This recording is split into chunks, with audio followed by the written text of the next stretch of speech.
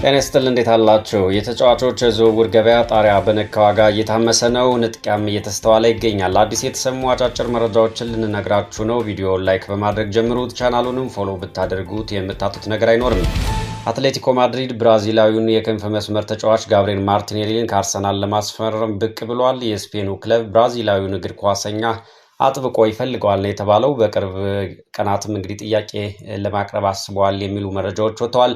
ማርቲኔሊ በሰሜን ለንደን ቆይታው በታላላቅ ጨዋታዎች ጭምር አዘውትሮ ተሳትፏል። ተመልክተናል። በሻምፒዮንስ ሊግ እና በፕሪሚየር ሊግ ጨዋታዎችም እንግዲህ ወሳኝ የሚባሉ የማሸነፊያ ጎሎችን ጭምር ሲያስቆጥር የምናስታውሰው ነው። በተለይ ፍጥነቱ የሚረሳ አይደለም በአርሰናል ቤት። ሆኖም እንግዲህ አርሰናል በክንፍ መስመሩ ላይ ያሉትን አማራጮች እየገመገመ ይገኛል። ያን ስፍራ ለማጠናከር ከፍ ያለ ብቃት ያላቸው ተጫዋቾች ይፈልጋል። የተጫዋቹ ሽያጭም ተጨማሪ ማጠናከሪያዎችን ለማድረግ ለአርሰናል ሊረዳው ይችላል ነው የተባለው። ከስፔን የወጡ ዘገባዎች እንደሚያመለክቱት ማርቲኔሊ በአትሌቲኮ ማድሪድ ተመራጭ ኢላማዎች ዝርዝር ውስጥ ነው የሚገኘው። ወደ ሜትሮፖሊታኑ የሚደረግ ዝውውርም እንግዲህ ለ24 ዓመቱ ብራዚላዊ ተጫዋች በዲያጎ ሲሞኔ ስር የመጫወትና በላሊጋ መደበኛ የጨዋታ እድል የማግኘት እድልን ይሰጠዋል። በአርሰናል የሚቆይ ከሆነ እንግዲህ አርሰናል ደግሞ በሱ ስፍራ ላይ ተጨማሪ ሶስተኛ ወሳኝ ተጫዋች የሚያስፈርም ከሆነ በቂ የመጫወቻ ሰዓት ላይ ያገኝ ይችላል። ከዚህ አንጻር ነው የተነሳው። አርሰናልም ስኳዱን መልሶ ለመገንባት በሚያደርገው ጥረት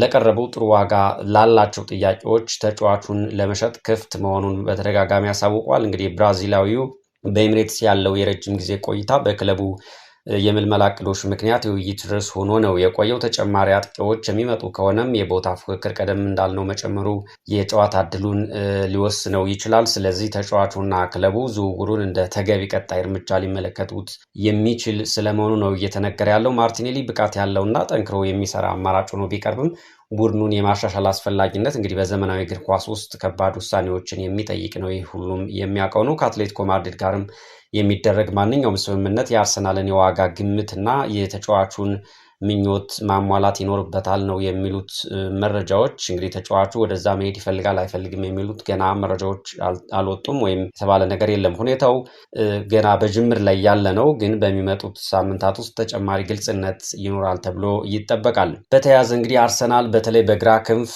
በፊት መስመርና በአማካኝ ስፍራ የሚያስባቸው ተጫዋቾች በዝተዋል። በግራ ክንፍ በኩል ሞርጋን ሮጀርስን ከተነጠቀ በኋላ ለቦታው የዝውውር እቅዱን አቅጣጫ በፍጥነት እያቀያየረ ይገኛል። የሰሜን ለንደኑ ክለብ በግራ ክንፍ መስመር ላይ የሚፈልገውን አይነት ድንቅ ፈጣን ተጫዋች ለማስፈረም በሚያደርገው ለአስጨራሽ ፍለጋ የአትሌቲኮ ቢልባውን ድንቅ ተጫዋች ኒኮ ዊሊያምስን ለማስፈረም አዲስ ንግግር መጀመሩ ነው የተሰማው። በእርግጥ ከዚህ ተጫዋች ጋር አርሰናል ባለፈው ዓመት ጀምሮ ንግግሮች ነበሩ። በዚህ ዓመት ሞቅ በረድ የሚሉ መረጃዎች ነበሩ። ነገር ግን ሰሞኑን በተለይ ከሞርጋን ሮጀርስ መነጠቅ በኋላ እንደ አዲስ ተጫዋቹን ተመልክቶታል ነው የሚሉት የስፔን ዘገባዎች። በአሰልጣኝ ሚካኤል አርቴታ ስብስብ ውስጥ የግራ ክንፍ የማጥቃት አማራጭ የበለጠ ለማጠናከር አልሞ ተነስቷል። አርሰናል በሞርጋን ሮጀርስ እና በብራድሊ ባርኮላ ዝውውሮች ላይ እንቅፋት ገጥሞታል ማለት ይቻላል። ፊቱን ሙሉ በሙሉም እንግዲህ ወደዚሁ የ24 ዓመት ስፔናዊ ኮከብ አዙሯል ሲሉ የሀገሪቱ ጋዜጦች በስፋት ዘግበውታል። ክለቡ የዝውውር መስኮቱ ከመዘጋቱ በፊት በክንፍ መስመር ላይ ጠንካራ ተጫዋች የመጨመር ፍላጎቱ አሁንም እንግዲህ አልቀዘቀዘም ነው የሚሉ ዘገባዎቹ። ግሪካዊው ክሪስቶስ ዞሊስ አዲስ ፈራሚ ሆኖ ቢቀላቀልም ሌላ አስተማማኝ ተጫዋች ይፈልጋል። እንግዲህ ጋብሪኤል ማርቲኔልም ይወጣል ተብሏል ቀደም ብለን እንደተናገር ነው። እናም የክለቡ የስፖርት ዳይሬክተር አንድሬ ቤርታ ይህንን የአውሮፓ እግር ኳስ አጓጊ የክንፍ መስመር ተጫዋች ወደ ኤምሬትስ ለማምጣት የሚያስችሉ ሁኔታዎችን በተመለከተ ከሚመለከታቸው አካላት ጋር ንግግር ማድረጋቸውን ከቡድኑ ጋር የተቀራረቡ ምንጮች አረጋግጠዋል። ኒኮ ዊሊያምስ ወደ ቀጣይ ውድድር ዓመት የሚያመራው ሁላችንም እንደምናውቀው ትልቅ ዓለም አቀፍ ስኬት በመጎናጸፍ ነው። እንግዲህ በዓለም ዋንጫው ፍጻሜ ጨዋታ ስፔን ከአርጀንቲና ጋር ባደረገችው እና በተጨማሪ ሰዓት ባሸነፈችበት ጨዋታ ላይ ከተቀያሪ ወንበር ተነስቶ ድንቅ ብቃቱን ማሳየቱን እናስታውሳለን። ሰሞኑን ምንም እንኳን በክለብ ደረጃ በተለይ ባለፈው የውድድር ዓመት በጉዳት ምክንያት 20 የላሊጋ ጨዋታዎችን ብቻ በቋሚነት እንዲጀምር ቢገደድም ወደ ብሔራዊ ቡድኑ ተመልሶ ግን የአሰልጣኝ ደላፍንቴን እምነት በማሸነፍ በታላቁ መድረክ ላይ እውነተኛ ብቃቱን አስመስክሯል። በግማሽ በግማሽ ፍጻሜውም ሆነ በፍጻሜው የዓለም ዋንጫ ጨዋታዎች ላይ በተቀያሪነት ገብቶ ተጽዕኖ መፍጠር ችሏል። በተለይም በፍጻሜው ጨዋታ ላይ በአስቸጋሪ አቅጣጫ ማለት ይቻላል ኳስ አመቻችቶ በመቀነስ ፌራን ቶሬስ የድል ጎሏን በደስታ እንዲያስቆጥር ያደረገበት መንገድ እጅግ አስደናቂ ነበረ። ከጨዋታው መጠናቀቅ በኋላ ከሜዳሊያ ሽልማቱ በኋላ ያገኘውን የተሰጠውን ሜዳሊያ ለእናቱ ፈልጎ አበርክቶላታል። ይህም ቀልብ የሳበ ነበረ። ተጫዋቹ እንግዲህ ስፔን የዩሮ 2024 ዋንጫ እንድታነሳ ካገዛት ጊዜ ጀምሮ በሀገሪቱ ካሉ እጅግ አሪፍ ወጣት ታላላቅ ተስፋ ያላቸው ተጫዋቾች አንዱ እንደሆነ ይነገርለታል። በዚያው ክረምት ወደ ባርሴሎና የሚያደርገው ዝውውሩን ሳይሆን መቅረቱም ይታወሳል። አርሰናልም በዚያው እኩል ሲጠይቅ ነበር። በመቀጠልም ከአትሌቲኮ ቢልባኦ ጋር አዲስ የረጅም ጊዜ ውል መፈረሙ እናስታውሳለን። በውሉ ውስጥም 77 ሚሊዮን ፓውንድ ወይም ወደ 90 ሚሊዮን ዩሮ አካባቢ የውል ማፍረሻ ተካቷል። ይህ የውል ማፍረሻ ዋጋ ግን ለአርሰናል እና ሌሎች የፕሪሚየር ሊግ ክለቦች ለሚፈልጉት ማለት ነው ከአቅም በላይ ነው ተብሎ አይገምትም። ተጫዋቹ ገና ወጣት ነው። በዛ ላይ ድንቅ ብቃት ያለው ተጫዋች ከመሆኑ ጋር ተያይዞ ማለት ነው። ሊቨርፑልም ቢሆን በተጫዋቹ ሁኔታ በቅርብ ሲከታተል ቆይቷል ነው የሚባለው። አሁን ላይ ግን አርሰናል ድርድሩን በከፍተኛ ሁኔታ ገፍቶበታል ስለሚባሉ የወጡ ዘገባዎች አመልክተዋል። የመድፈኞቹ ስብስብ ዝውውሩን እንደገና ለማንቀሳቀስ የገፋፋቸው የሞርጋን ሮጀርስ ወደ ቼልሲ ማምራት ነው። ቅድም እንዳልነው ሌላኛው የረጅም ጊዜ እጩአቸው ብራድሊ ባርኮላም በፒኤስጂ አካባቢ ያለው ወደፊት ጣፋንታው አልታወቀም፣ በዚያው ይቀጥላል የሚል ነው አሁን ያለው መረጃ።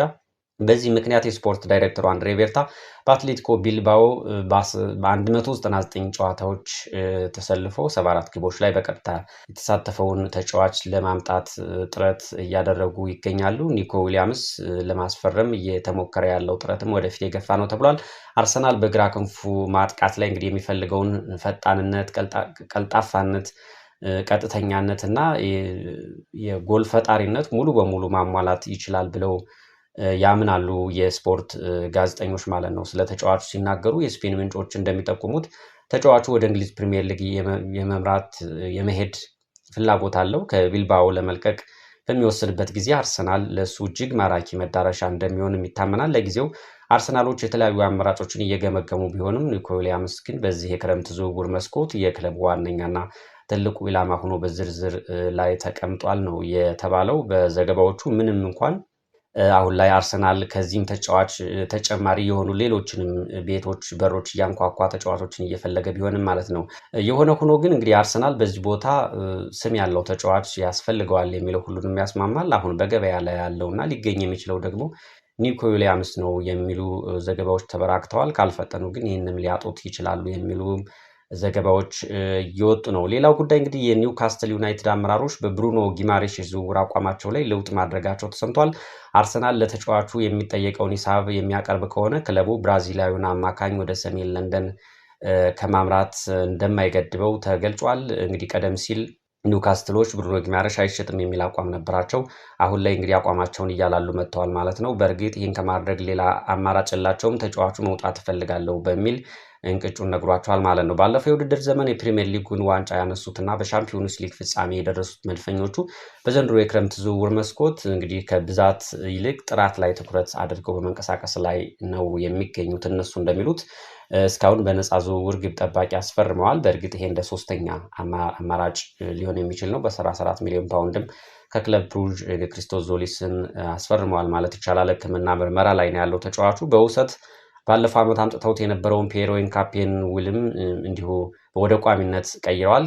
ከዚህ ውጭ ግን በፊት መስመር በግራ ክንፍና በአማካይ ስፍራ ቢያንስ 3 ትልቅ ስም ያላቸው ተጫዋቾች አይቀሩም የሚል አቋም አላቸው ተብሏል። ሆኖም አርሰናሎች ባለፈው ሳምንት መጨረሻ የተነጠቁት ትልቅ ዝውውር እንግዲህ ደጋፊውንም አስደንግጧል። ሞርጋን ሮጀርስን ለማስፈረም ጥረት አድርገዋል። በስፋት ሲወራም ነበር። ቼልሲዎች በ117 ሚሊዮን ፓውንድ ቀድመዋቸዋል። ተጫዋቹም ይሄው በሞርጋን ሮጀርስ በስታንፎርድ ብሪጅ ሲደርስ ቼልሲን አወድሶታል። የለንደን ትልቁ ክለብ ቼልሲ ነው ሲል ገልጾታል። እንግዲህ በእርግጥ ይህ አዲስ የሚፈርሙ ተጫዋቾች ወደ ክለቡ ሲገቡ ተጫዋቹ ክለቡን ማንገስ የተለመደ ነው ማለት ነው። ብዙ ላይ ደንቅ ይችላል። ይህንን ተከትሎ እንግዲህ አሰልጣኝ ሚካኤል አርቴታ እና የስፖርት ዳይሬክተሩ አንድሬ ቤርታ በሌላ የዝውውር ውድድር ላይ ሽንፈት እንዳይገጥማቸው በጥንካሬ እየሰሩ ይገኛሉ። እሱም እንግዲህ ያው ጊማሬሽ ነው። ቀደም እንዳልናችሁ ጋዜጠኛ ቤን ጃኮብስ እንደገለጸው ከሆነ አርሰናል በጉዳይ አስፈጻሚዎች ወይም በደላሎች በኩል ያቀረበው 65 ሚሊዮን ፓውንድ ጥያቄ በኒውካስትሎች ውድቅ መደረጉ ይታወሳል። ሆኖም አርሰናሎች ከ70 ሚሊዮን ፓውንድ በላይ ያካተተ አዲስ የዝውውር ጥያቄ ለማቅረብ እየተዘጋጁ እንደሆነና ከተጫዋቹ ጋር በግል ጥቅማጥቅሞች ላይ ከወዲሁ ስምምነት መድረሳቸውን ነው መረጃው የዚህ ጋዜጠኛ መረጃ የሚጠቁመው። ምናልባት 75 ሚሊዮን ፓውንድ እንግዲህ ሊያስማማ ይችላል የሚሉ ሀሳቦች አሉ። በሌላ በኩል ኒውካስትሎች ለተጫዋቹ 100 ሚሊዮን ፓውንድ እንደሚፈልጉ ተናግረዋል።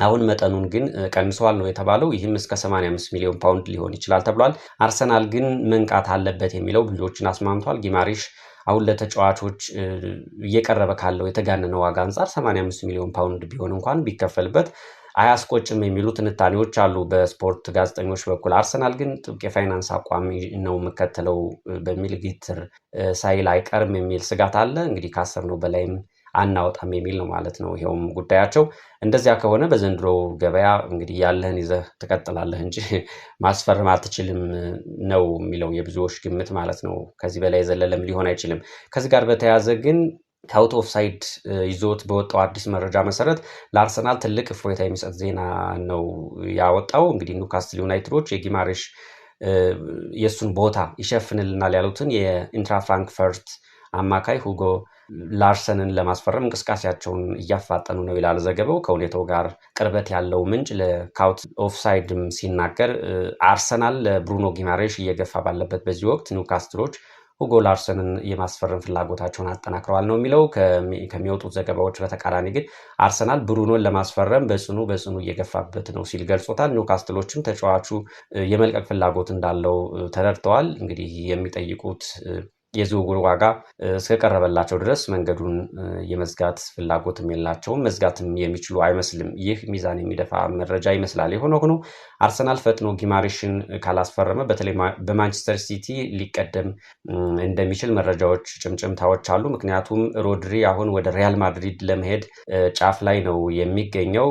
ይህ እውን ከሆነ ሲቲ ኒውካስትል የጠየቀውን ከፍሎ ጊማሬሽን ወደ አማካይ ስፍራ ለማምጣት ሊያስፈርመው ይችላል የሚሉ ትንታኔዎች አሉ። ልክ ቼልሲ ሮጀርስ ላይ እንዳደረገው እና ሲቲም አሁንም ኒውካስትል ላይ በጊማሬሽ ላይ ሊያደርገው ይችላል እና አርሰናል መፍጠን አለበት የሚለው የብዙዎች ሀሳብ ሆኗል። የቼልሲው የዝውውር እንቅስቃሴ ሌላ አዲስ ምዕራፍ ይዟል ተብሏል። የበርንማውዙ 22 ዓመት አማካኝ አሌክስ ስኮት ክለቡ ያቀረበለትን አዲስ የውል ማራዘሚያ ውድቅ ማድረጉን ተከትሎ ወደ ስታንፎርድ ብሪጅ የማምራት ፍላጎት እንዳለው በመግለጹ ለቼልሲዎች ትልቅ ተስፋ ሆኗቸዋል ነው የተባለው። ቼልሲዎች ለእንግሊዛዊ አማካኝ ያቀረቡት የ64 ሚሊዮን ፓውንድ የዝውውር ጥያቄ በበርንማውዝ በኩል ውድቅ ተደርጎባቸዋል። ተጫዋቹ ግን ራሱ ወደ ለንደኑ ክለብ እንግዲህ የማምራት ፍላጎቱ ጽኑ እንደሆነ ነው። ምክንያቱም የቼልሲ አመራሮች ተስፋ አልቆረጡም ተብሏል። ይህ ደግሞ ለተጫዋቹ መልካም ነገር ይሆናል ሀሳቡ እንዲሟላለት። ስታንዳርድ ስፖርት እንደተረዳው ከሆነ ደግሞ በርንማውዞች ክለቡ የዩሮፓ ሊግ ቦታ እንዲያገኝ የረዳውን ይህን ወጣት ኮከብ አልሸጥም በማለት ውሉን ለማራዘም ጥረት እያደረጉ ይገኛሉ። አሁንም ውድቅ ከሆነም በኋላ ማለት ነው። ክለቡ ገና በወርሃ መጋቢት ነው እንግዲህ ውል ያቀረበለት። ነገር ግን ድርድሮች ቢኖሩም ሞቅ በረድ እያሉ እስካሁን ተጫዋቹ ውሉን ለመፈረም አልፈቀደም ማለት ነው። ቼልሲዎችም እንግዲህ ሌሎችን ተፎካካሪ ክለቦች ፍላጎት ለማስቀረት እንቅስቃሴያቸውን ባፋጠኑበት በዚህ ወቅት አሌክስ ስኮት ከበርንማውዝ ለመልቀቅ ቆርጦ ተነስቷል። አርሰናል እና ማንቸስተር ሲቲን በነገራችን ላይ የተጫዋቹ ፈላጊዎች ናቸው። ነገር ግን ተጫዋቹ ያን ያህል ጎበዝ ቢሆንም የጉዳት ታሪኩ በጣም አስቸጋሪ ነው። በተለይ ባለፈው የውድድር ዓመት ይሻላል እንጂ ከዛ በፊት በጣም ሲቸገር ነበርና አሁንም ትንሽ መሰናክል የሚሆንበት ነው ለተጫዋቹ። የሆነ ሆኖ ቼልሲዎች አማካይ መስመራቸውን ለማጠናከር የገበያ እንቅስቃሴውን እያፋጠኑት ነው የሚገኙት። እንግዲህ ይህም አርጀንቲናዊ አማካኝ ኢንዞ ፈርናንዴዝ ክለቡን ለቆ የመሄድ ፍላጎት እንዳለው ካሳወቀ በኋላ የመጣ ነው። ወደ ሪያል ማድሪድ ነበረ የተጫዋች ሄዳል የተባለው። ነገር ግን በኋላ ላይ ሪያል ማድሪዶች ፍላጎት የለንም ብለዋል ማለት ነው። ቼልሲዎች ለ25 ዓመቱ ኤንዞ ፈርናንዴዝ 120 ሚሊዮን ፓውንድ የዝውውር ዋጋ ለጥፈውበታል።